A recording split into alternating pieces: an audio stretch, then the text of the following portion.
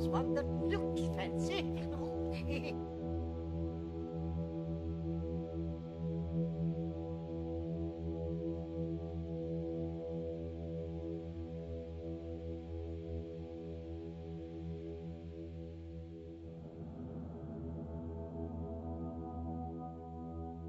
So, if the stars are not balls of burning gas millions of light years away, but rather angelic illuminations, and these angels can fall, and there are those who have fallen, those who have wandered and transgressed, what I find myself wondering at this point is this.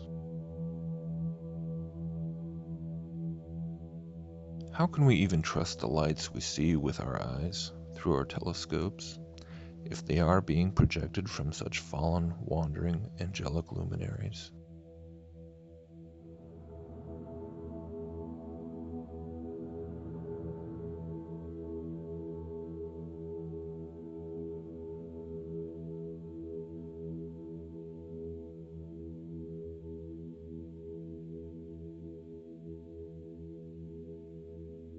In the book of Jude, the author is delivering a harsh warning against, quote, the ungodly people who pervert the grace of God into a license for immorality and deny Jesus Christ, our only sovereign and Lord. In this short book, Jude uses a variety of very colorful and interesting poetic language to describe these false teachers. Verse 11 says, "Woe to them! They have taken the way of Cain. They have rushed for profit into Balaam's error. They have been destroyed in Korah's rebellion. These people are blemishes at your love feasts, eating with you without the slightest qualm, shepherds who feed only themselves. They are clouds without rain, blown along by the wind, autumn trees without fruit and uprooted, twice dead. They are wild waves of the sea, foaming up their shame, wandering stars for whom blackest darkness has been reserved forever."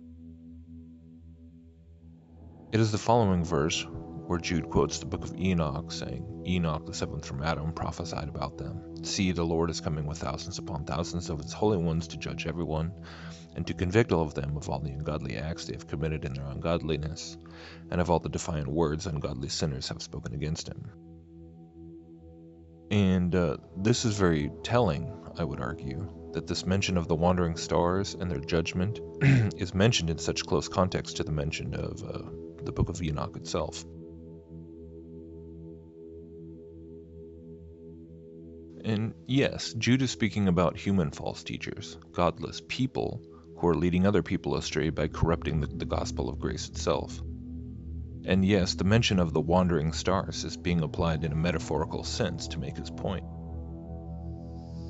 However, the metaphor really only makes sense in the first place when we recognize it in this theme of deception, of opposition to God, and of judgment.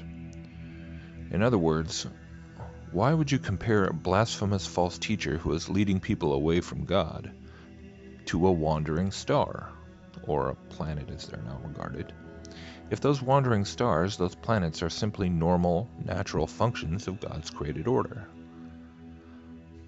No, the metaphorical usage of this term in Jude, in the context in which it is applied, only makes sense if indeed the wandering stars are in fact what we see described in more detail in the book of Enoch.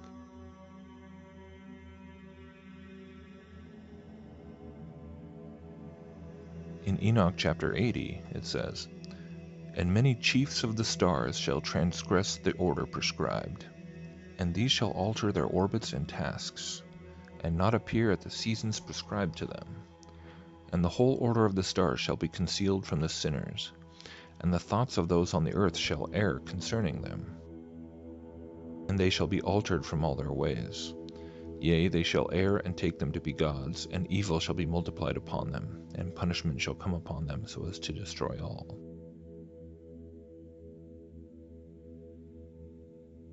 Earlier in Enoch in chapter 21, it says, "And there I saw 7 stars of the heaven bound together in it, like great mountains and burning with fire. Then I said, For what sin are they bound, and on what account have they been cast in hither? Then said Uriel, one of the holy angels who was with me, and was chief over them, and said, Enoch, why dost thou ask? Why art thou eager for the truth? These are the number of the stars of heaven which have transgressed the commandment of the Lord and are bound here 10,000 years. The time entailed by their sins are consummated. And then 2 Corinthians also speaks about the issue of false teachers, and it has this to say: For such are false apostles, deceitful workers, transforming themselves into the apostles of Christ. And no marvel, for Satan himself is transformed into an angel of light. And so, while I do realize that probably even a majority of people who are looking into the flat earth might find it ridiculous to suggest that the spherical appearance of the planets could be a deception from the fallen angels themselves, I still have to admit that from a biblical point of view, and absolutely from the perspective of the Enochian cosmology, this idea seems quite plausible. And another thing I find interesting at this point is to note the parallels that would seem to be in place with the concept that I've talked about in the past in regards to evolution, and how evolution itself is first and foremost a spiritual teaching, a doctrine of demons which stretches far back into the ancient occult past. And the modern Darwinian and cosmic evolutionary theories parading themselves as science can be regarded as more or less temporary repackagings of these ancient Gnostic philosophies. And so if we remind ourselves that all these layers of deception, the layers of false origins and false cosmology, the layers of false spirituality and mysticism, the layers of modern deception such as the controlled mainstream media and the education system and the governments, etc., all these pieces are being controlled by the father of lies, Satan himself, then is it really crazy to entertain the idea that at least as far back as the day when Galileo first assembled a telescope and pointed it at the night sky, these wandering stars, these rebellious luminaries, or these fallen angels could have been participating in a calculated effort to introduce and promote this new materialistic, atheistic, heliocentric model of the heavens?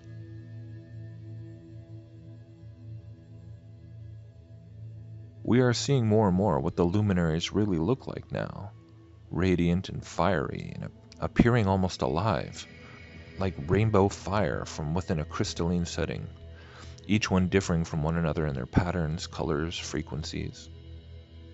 But if we really think about that particular line in Enoch where it says, "And many chiefs of the stars shall transgress the order prescribed, and these shall alter their orbits and tasks." The question of altering their orbits is a fairly straightforward one, but altering their tasks? What do you think that might mean? Is it possible that these heavenly bodies, which appear circular and static when viewed through the looking glass, through the telescope, are simply the projections of light designed to convince the observer of this lying cosmology? Does the Bible not speak of the enemy using lying signs and wonders? Doesn't the scripture tell us that God himself allows this great deception to unfold, capable of even deceiving the very elect if that were possible?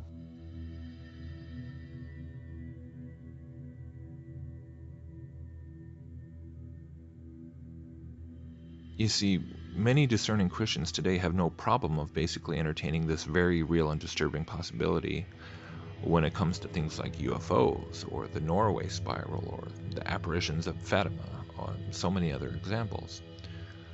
We actually have no difficulty in accepting the possibility that Satan and his demons can quite easily appear to human observers as flying craft, or glowing orbs, or ghosts, or ascended masters, or aliens, or whatever else.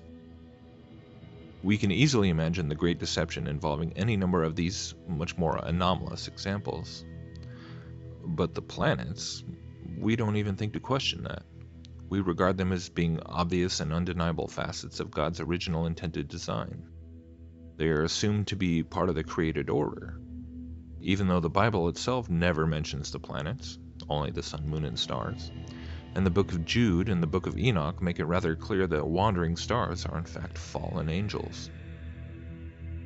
Not only this, but conversely, when you survey the expanse of the occult and magical histories, we find an absolute fixation with the planets. The Bible itself mentions constellations of stars, but the various occult systems of astrological zodiacs take them and turn them into a tool of divination or witchcraft. And this is where the planets start to take center stage.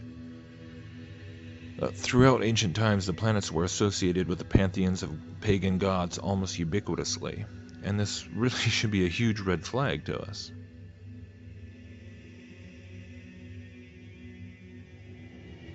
And then, if we take an honest, unfiltered look at the arenas and individuals involved in the development of the so-called Copernican revolution,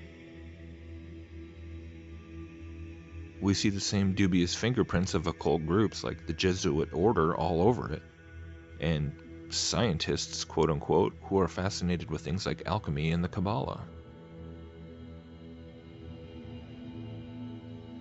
For some time now, I've been exploring the idea that this entire false heliocentric Copernican system was conceived of and perpetuated by Satan, in order to essentially craft a new narrative through which he and his fallen minions could once again present themselves to humanity as our saviors and gods. This is the entire purpose of the whole Ancient Aliens meme. So, in that light, the notion that these fallen luminaries, these deceivers, might in fact deceive the entire human race for hundreds of years into believing that there are other worlds out there, and thus providing a premise from which extraterrestrials could then come from, honestly, to me at this point, doesn't seem as far-fetched as one might think.